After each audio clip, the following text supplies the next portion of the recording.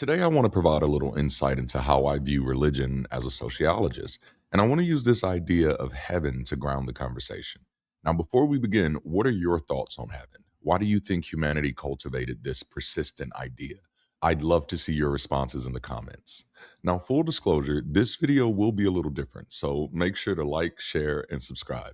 Let's jump into it. It's no secret that I deconverted while pursuing my first degree in social science. And perhaps it was because after 2 decades of ministry experience, sociology introduced me to many of the answers that I'd been chasing through spirituality. But it was also because this branch of academic discipline represented the methodological study of areas that theology often claimed to own. Let me explain. Social science is the broad study of human society, relationships, and behavior. It explores how individuals interact with each other, form groups, and shape the institutions, cultures, and economies that influence the world. Sociology is the scientific study of human society, social relationships, and institutions. It investigates how cultural and social structures shape human behavior and, in turn, how our actions impact society. These are the very domains that religion once held exclusive claims to, and now there was a way to study these things without depending on the authority of the priesthood. The birth of modern scientific and religious humanism strongly coincide with the emergence of the social sciences. Let's get a historical overview. In the late 19th and early 20th centuries, the rapid growth of the social sciences coincided with a dramatic transformation in Western religion. A significant number of religious leaders, primarily Protestant ministers, shifted their focus away from traditional dogmas like the literal truth of the Bible or the exclusive salvation of souls to address the urgent social realities of the Industrial Revolution. One example was known as the social gospel movement. For these preachers, the emerging social sciences provided empirical proof that human behavior was deeply shaped by environment, poverty, and social systems rather than just individual sin. As far back as Emile Durkheim, religion has been fair game for critical examination in the context of objective reality in collaboration with what we understand from other branches of science and arts. And for those who are willing to do the work, the human fingerprints and DNA behind religious stories, claims, and changes become glaringly obvious. We can answer questions such as the why of religion, the how of religion, the when of religion, and the human intentions behind the who of religion.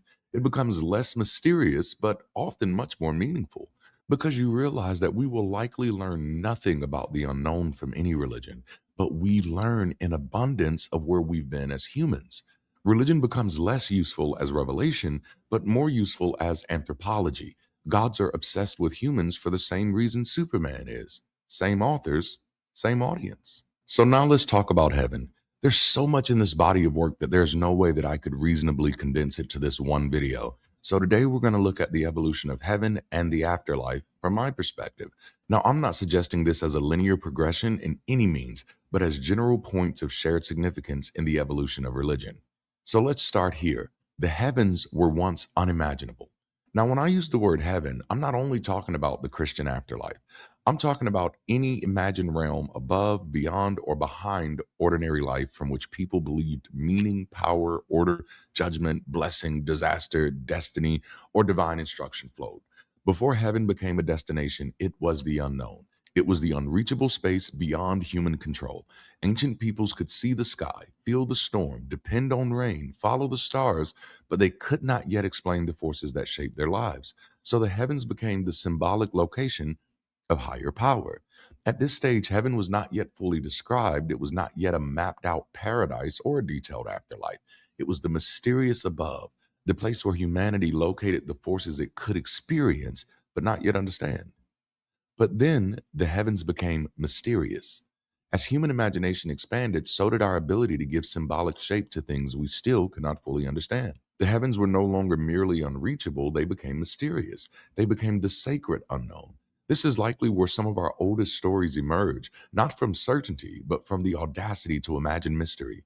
Humans began turning the skies, storms, stars, seasons, and suffering into symbols. We started narrating the forces we could experience but could not yet explain. At this stage, heaven was still not a destination, it was a mystery with meaning beginning to form around it. The unknown had not yet become doctrine, but it had become story. But then the heavens became meaningful. Once humans began imagining the mystery, that mystery didn't remain distant. It became attached to the world around us. We see this in animism, totemism, ancestor reference, sacred places, sacred animals, and ritual practices that help people locate meaning in daily life. This is where divine things begin to move from distance to involvement. The sacred is no longer only above humanity, it's around humanity. It shows up in the storm, the river, the animal, the mountain, the ritual, and the signs people believed were guiding their communities. At this stage, the image of the divine is still fluid. Divine forces begin to develop personality, but they're not yet fully personal. They may be protective, dangerous, powerful, watchful, or vengeful, but they've not yet become fully human like gods with fixed names, families, kingdoms, or moral systems. In this phase, heaven is still not a destination, it's the sacred meaning people believe was moving through the world and shaping human life. But then something fascinating happens. The heavens become comprehensible.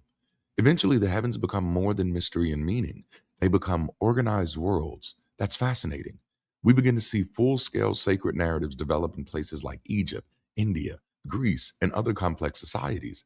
In this phase, the divine realm is no longer just an unreachable sky, a mysterious force, or a sacred presence in daily life. Now it has structure. The gods have names, roles, personalities, relationships, responsibilities, conflicts, and even domains. The heavens become populated, narrated, and organized. Now, I don't think it's a coincidence that the heavens become more comprehensible as societies become more complex. As human communities develop kings, courts, laws, priesthood, armies, social classes, and systems of governments, so did their gods. Their imagined heavens often began to reflect those same structures. The divine realm became a sacred version of the social world. At this stage, heaven is still not primarily a destination for ordinary humans, but it's the cosmic order above human life. It explains why the world works the way it does, why rulers have authority, why the rituals matter, why morality has consequences, and why society should be organized in any particular way. The heavens became comprehensible when humans began describing the unknown using the language of the societies they were building. And that's when the heavens become human. Now, again, this is not a perfectly linear process, but it is a significant enough pattern to explore. As societies increase in complexity, their gods often increase in humanity. Once the heavens become organized, they also become familiar.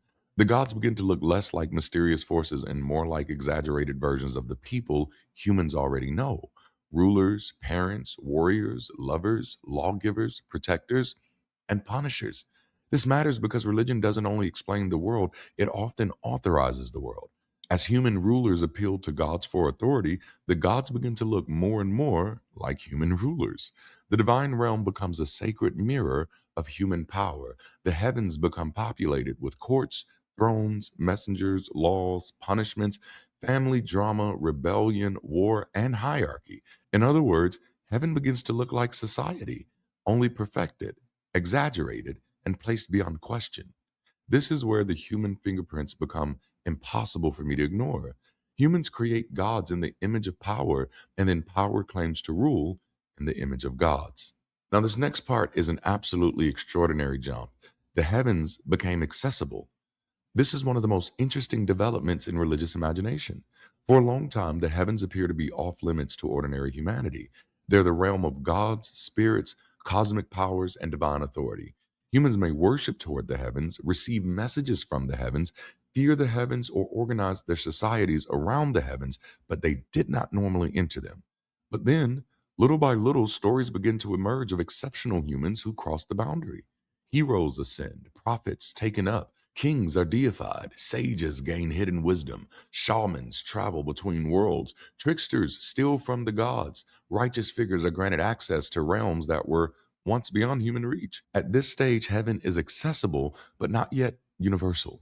Access belongs to the exceptional human, the chosen, the wise, the brave, the pure, the powerful, the initiated, or even the clever enough to deceive the gods. These stories suggest that the boundaries between humanity and divinity is no longer completely sealed. And once a few humans can enter the heavens, the next question becomes unavoidable. If they can cross the boundary, why can't we? So then, the heavens become the destination. This seems to be one of the last major turns in developed religious thought. Heaven moves from being the place where instruction, authority, mystery, judgment, and inspiration come from to becoming the ultimate destiny of faithful humanity. Before this, The heavens were mostly above us. They were the source of meaning, power, order, divine command, and cosmic explanation. Humans looked to the heavens for guidance, blessing, warning, and authority. But eventually, religious imagination begins to turn heaven into the place humans are trying to reach. That's a major shift. Heaven is no longer only where the gods dwell or where divine instruction flows from. It becomes the promised end of human life: paradise, salvation, liberation, resurrection, eternal peace. Now, by this point of the conversation, you're probably thinking, all right, cool story, bro, but what does this mean and why does this matter? Well, let me tell you what it means to me.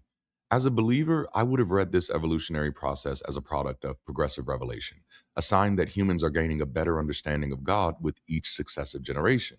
But that represents a major problem with the religious narrative. The biblical narrative suggests that humanity started with a face to face relationship with God that weakened over time through sin and disobedience. Now, if this was true, the record would be the opposite. Humanity would have started with a clear understanding of gods and heavens that slowly degraded over time. Instead, we have a human hypothesis that originates in wrestling with the unknown, not the knowable, and develops in the confined context of geopolitical and social circumstances. Religious stories at nearly every level of development tend to anthropomorphize their understanding of the world and how to organize it. Because from my perspective, this seems to be the true major concern of nearly every religion. Not simply how we got here or what happens when we die, but how we organize ourselves while we're here and why. This is why I don't read the heavens of religion as spiritual realities or collective hallucinations. I read them as metaphors for humanity's struggle to understand higher things: higher order, higher meaning, higher justice, authority, morality, higher consciousness, and higher forms of life together. Higher things were once unimaginable, then they became mysterious, then they became meaningful, then comprehensible, then human, then accessible, and then finally, the destination. To me, that's the story religion keeps telling beneath all of its doctrines. Humanity looks upwards, imagines what is highest, and then reorganizes life below in response to what it believes is above. The religious reading says heaven became clearer because God revealed more. The sociological reading says heaven became clearer because humans became better at imagining, organizing, narrating, and authorizing their own societies. Whatever perfection we've imagined in our heaven is really a reflection of our responsibility in the earth. Heaven begins as a place above humanity, then gradually becomes a symbol of what humanity is trying to become. In early religious imagination, the divine realm is up there: sky, God's throne, cosmic court. Humans are down here: earth, death, chaos, hunger, violence, ignorance. But over time, religious development starts building bridges between those realms. Humans can ascend, can be saved, can become enlightened, can be purified, or even participate in divine life. Humans can become one with ultimate reality. That shift says something profound about human consciousness. It suggests that heaven is not only a destination after death, it's also a projection of human longing beyond our current condition. So the next question then is, when did it stop being a metaphor? Unlike many, I'm not convinced that the way we experience religion today is synonymous with the way the ancients experienced theirs. I say that in no way to glorify or demonize, but to highlight that many times we anachronistically apply our current experiences with religion with ancient peoples without building a proper bridge to support the relationship. I'm willing to bet that the way we experience religion today is a modern phenomenon. Prior to the 4th century Common Era, religious thought was increasingly varied and well documented. Gods were shared and gods were debated. They evolved with our understanding of the world we shared. They were informed by and formed by the successive generations that preceded them. Competing stories existed, skepticism existed, materialism existed, and while not always popular, they were part of the record. But around the 4th century, pluralism collapsed in the Western world. Competing ideas were a threat. Skepticism was heresy. Questioning the official story was fatal. Religious thought no longer had to compete in the marketplace of ideas and was now simply enforced as truth. Instead of being informed by the information that preceded it, it destroyed much of it and outlawed mentioning anything that didn't align. That's when I think religion was corrupted into the monster that we know it as today. Not to say that it wasn't dangerous before, it likely shared the same relative rate of failure as early medicine and early chemistry, I'm sure. But unlike the secularization of medicine and chemistry that has led us to significant human breakthroughs, Western religion was officially withdrawn from social incubators and declared done. locking itself and the people it held power over into a regressive holding pattern for centuries. But there is some good news. Western religion entered its own secularization phase as early as the 19th century with the birth of the social sciences and modern humanism. Once religion became something we could study instead of merely obey, many people began to see its human fingerprints more clearly. They could question the theology without abandoning the human work religion had often carried: community, care, moral formation, grief support, ritual, meaning making, and service. For many once faithful believers, understanding how religion evolved did not only lead them away from doctrine, it led them toward more humanist ways of serving their communities. The question became, if the compassion, the organizing, the ceremony, the moral imagination, and the concern for human flourishing are defensibly human, why not just let go of the fear, superstition, authoritarianism, and supernatural control? In that sense, secularization was not only a loss of religious belief, it was also an opportunity to reclaim the human work beneath religion. Unitarian Universalism is one example of this shift. It's a tradition that moved away from rigid orthodoxy and toward conscience, pluralism, reason, human dignity, and social responsibility. But they weren't the only ones. Over the past 2 centuries, we've seen the rise of varying humanist ideologies and organizations committed to ethical understanding and social responsibility.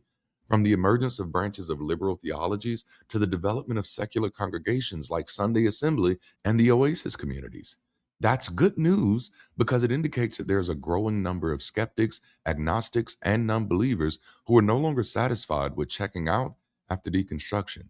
They're finding each other and finding ways not only to be good, but to do good without gods. Because the truth is, yes, we can be good without gods, but we are still better together. Thank you for your time today. If you're looking for community without conformity, check out the work we're doing over at Bridge City.